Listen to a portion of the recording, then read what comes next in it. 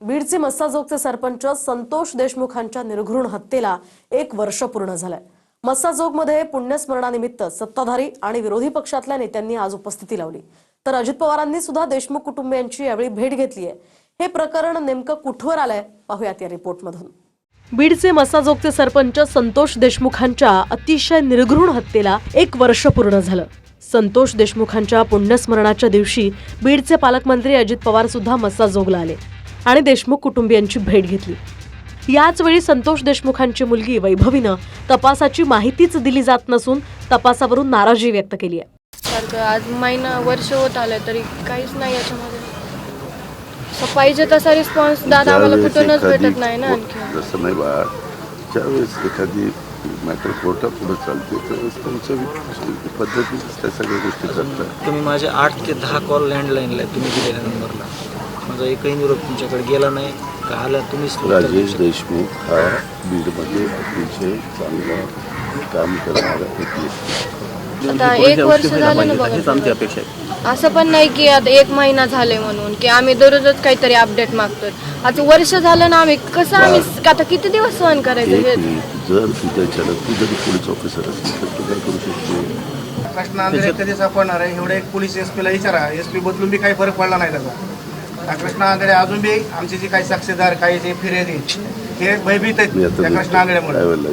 संतोष देशमुखांच्या हत्या प्रकरणात आतापर्यंत 7 आरोपींना अटक झाली आहे।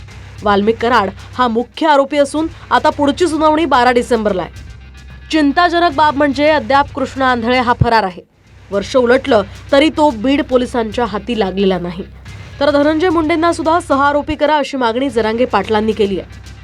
आम्ही कोणीही न्याय मिळेपर्यंत मागं हटणार नाही, कोणीच आहे।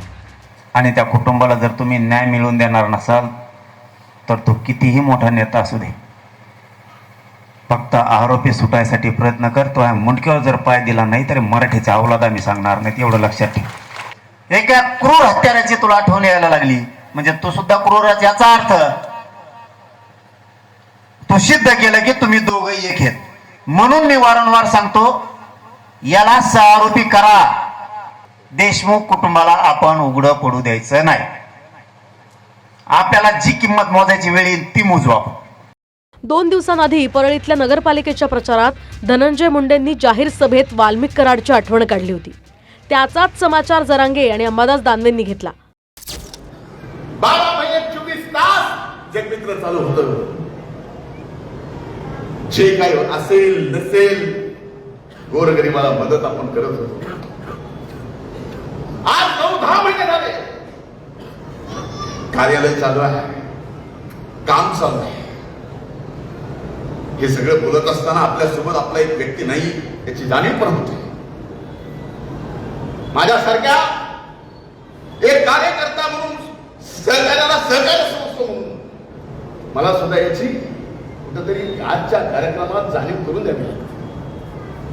काय चुकलं काय नाही ते बघेल न्यायालय, ती जाणीव नक्कीच। अशा व्यक्तीला जर अजितदादा सांभाळतोय आणि चांगल्या पक्षाला त्यांच्या राष्ट्रवादीला डाग लागून घ्यायला लागले, एक माणूस सांभाळ न्याय मिळणार कसा? आणि जो माणूस किती दिवस सांभाळायचा? जो माणूस इतका क्रूर हत्या करणारा तो आरोपी, त्याच्याविषयी जर परळीतून तो धनंजय मुंडे म्हणतो की मला आठवण येते, तरी पण तो अजित पवार सांभाळतो म्हणजे अजित पवाराचा बी एक खुनात हात इतकं काय असं वाटायला लागलं। आता म्हणायला नाही पाहिजे, परंतु एखाद्या आरोपीला बळ देणं म्हणजे त्याचा अर्थ तेच होतो की या सगळ्याच्या जे कोणी जेलमध्ये आहे त्यांच्या आठवणी कोणाला येतात? त्यांचा संबंध असल्याशिवाय येतात का? आणि म्हणून त्यांचा संबंध आहे असं वारंवार म्हटलं जातं आणि मग ज्याचा संबंध आहे त्याच्यावरही कायदेशीर कारवाई व्हावी ही मागणी काही मनोजदादांनी केली काही चुकीची मागणी नाही। आम्ही वारंवार वर्षभरापासून हीच मागणी करतोय। खरं तर अजून आरोपपत्र 1 वर्ष पूर्ण झालेलं असताना आरोपपत्र दाखल का होत नाही हा एक प्रश्न आहे। या घटनेची चार्जशीट जी आहे 90 दिवसाच्या आत दाखल केलेली आहे सरकारने। त्याच्यामुळं सरकारचं या बाबतीत आणि गृहमंत्र्यांचं राज्याच्या मुख्यमंत्र्यांचं पूर्ण सहकार्य मलाही आहे। मोठ्या प्रमाणावरती वकिलांची फौज आणतायत, परंतु 2-2 तास जरी समोरच्या बाजूच्यांचे लोक म्हणजे वकील बोलले तर 20 ते 22 मिनिटाचं माननीय निकम साहेब बोललं की ते सगळं या ठिकाणी संपतं. उद्याच्याला चार्ज फ्रेम झाल्याच्या नंतर जे एक ते सर्व हे जे आरोपी आहे संतोष अण्णांना इतक्या क्रूर पद्धतीने मारणारे हे सर्वच्या सर्व त्या ठिकाणी फाशीवरती जातील.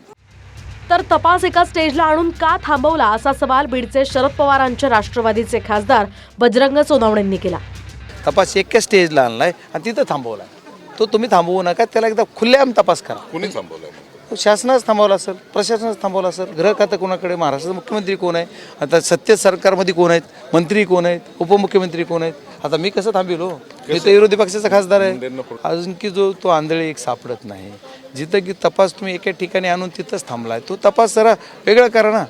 सगळ्या वेगळ्या आता ते म्हणजे सगळ्या अँगलनं जर तपास झाला तर ऑटोमॅटिकली सगळं दूध का दूधावर पाणी का पाणी होईल. 1.5 कोटींच्या खंडणीच्या आड आल्यानं सरपंच संतोष देशमुखांची हत्या झाली.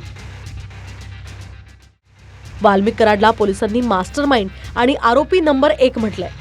आता 12 डिसेंबरच्या सुनावणीकडे सर्वांचं लक्ष असेल. अशोक काळकुटेसह रामनाथ ढाकणे, TV9 मराठी, मस्साजोग, बीड.